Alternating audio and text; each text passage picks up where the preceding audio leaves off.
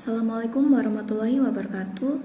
Perkenalkan, nama saya Viana Zahra Prastika dengan NIM 482012209051 dari kelas 4A Farmasi. Dalam video kali ini saya akan mempresentasikan materi yang berjudul emulsi untuk memenuhi tugas UTS mata kuliah Praktikum Farmasetika 2 dengan dosen pengampu Ibu Apoteker Maya Wilsya, S.Farm MSc. Nah, apa sih itu emulsi? Emulsi menurut Farmakope edisi 4 adalah sistem dua fase yang salah satu cairannya terdispersi dalam cairan yang lain dalam bentuk tetesan kecil. Tipe emulsi ada dua, yaitu oil in water atau OW dan water in oil atau WO. Selanjutnya ada komponen emulsi. Komponen emulsi ini terbagi menjadi dua. Yang pertama komponen dasar, yaitu bahan pembentuk emulsi yang harus terdapat dalam emulsi, yang terdiri dari tiga fase. Yang pertama fase terdispersi atau fase dalam, yaitu zat cair yang terbagi menjadi butiran kecil di dalam zat cair lain. Yang kedua fase pendispersi atau fase luar, yaitu zat cair dalam emulsi yang berfungsi sebagai bahan dasar atau bahan pendukung emulsi tersebut. Dan yang ketiga yaitu emulgator, yaitu bagian dari emulsi yang berfungsi untuk menstabilkan emulsi. Selanjutnya yaitu komponen tambahan, yaitu bahan tambahan yang sering ditambahkan ke dalam emulsi untuk memperoleh hasil yang lebih baik. Misalnya korigen saporis, odoris, kaloris, pengawet, dan antioksidan. Pengawet yang sering digunakan dalam sediaan emulsi adalah metil, etil, propil, dan butil paraben, asam benzoat, dan senyawa amonium kuartener.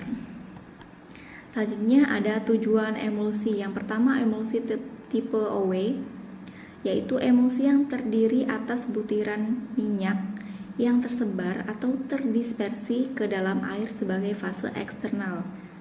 Yang kedua, emulsi tipe WO, yaitu emulsi yang terdiri atas butiran air yang tersebar atau terdispersi ke dalam minyak, air sebagai fase internal dan minyak sebagai fase eksternal.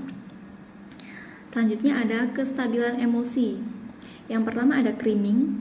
Creaming yaitu terpisahnya emulsi menjadi dua lapisan, yaitu satu bagian mengandung fase disperse lebih banyak daripada lapisan yang lain. Creaming bersifat reversible, artinya jika dikocok perlahan-lahan akan terdispersi kembali. Yang kedua yaitu inversi fase, peristiwa berubahnya tipe emulsi OW menjadi WO secara tiba-tiba atau sebaliknya.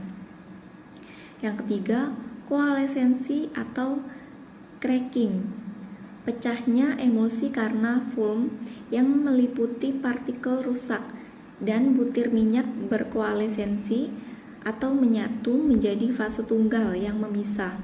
Selanjutnya ada kelebihan emulsi. Yang pertama mudah ditelan, kedua sifat terapeutik, dan kemampuan menyebar konstituen lebih meningkat. Yang ketiga, rasa dan bau dari minyak dapat ditutupi. Yang keempat, absorpsi yang lebih mudah. Dan yang kelima, efek terapi yang diperpanjang, variabilitas variasi sediaan yang lebih luas, memungkinkan penggunaan obat yang lebih spesifik.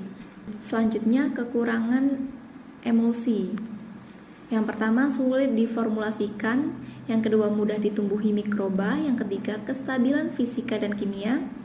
Yang keempat, stabilitas yang rendah. Yang kelima, takaran dosis kurang teliti. Dan yang keenam, tidak tahan lama. Nah, di sini ada resep Oleum Ichoris aceli 14 gram, PGA 4 gram, gliserol 1,3 gram, natrium benzoat 0,15 gram, BHT 0,05 gram, essence orange secukupnya, dan aquades tambahkan hingga 30 ml. Selanjutnya di sini ada perhitungan bahan, perhitungan jumlah kebutuhan air. Untuk melarutkan PGA, untuk melarutkan natrium benzoat 0,15 dikali 2 sama dengan 0,3. Ini ditambahkan air sampai 1 ml. Nah, selanjutnya cara pembuatan. Yang pertama, siapkan alat dan bahan. Yang kedua, timbang semua bahan sesuai yang ada di resep. Selanjutnya, di fase 1 ini masukkan 4 gram PGA ke dalam mortir, lalu tambahkan air panas sebanyak 12 ml, gerus sampai terbentuk mucilago. Di fase 2 ini, menggunakan mortir yang lain, masukkan 150 mg Na benzoat ke dalam mortir, lalu tambahkan hingga 1 ml air, gerus sampai larut.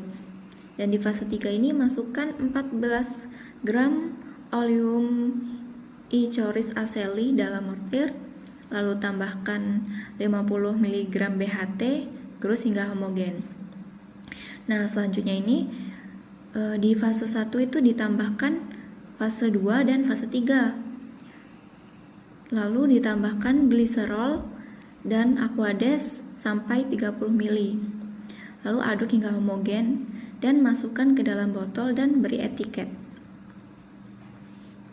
Ini penggunaannya yaitu 2 kali sehari 1 sendok teh.